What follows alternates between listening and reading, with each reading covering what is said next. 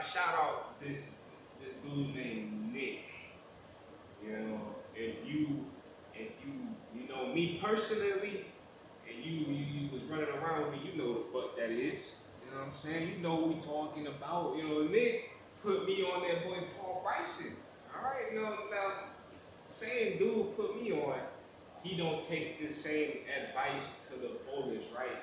As I like really, I picked the nigga up. I was like, damn, he spit game like crazy. Like shout out Paul Bryson. I'm like, I look at this dude, right, bro, riding around, you know, doing stupid shit, right? I'm not even trying to put business out there, but like, bro, you know, I can always appreciate though the duality, you know, like the polarity of this shit. Because that same person who was looking for, you know, almost a mentor, a big brother, you know, we obviously didn't have that guidance that we needed in life to, you know, really be put on a good track straight out of school and straight out of, you know, in life in general.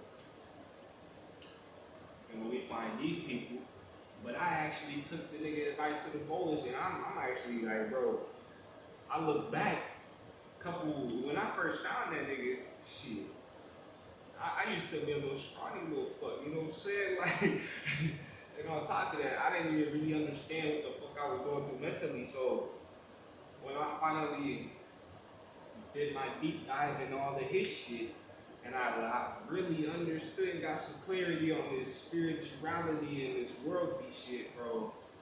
I look back at these people I grew up with, and I'm like, I don't hate them, right? I don't even like, but you needed them, right? Because I got the example. I got the example of what not to be. All right, I use this a lot with Satan. You know, a lot of people forget that Satan is real, right? And he is just the example of what not to be like. All right, don't be deceived by these people, these worldly fucking, these slithering snakes that surround this daily day world. Go there everywhere.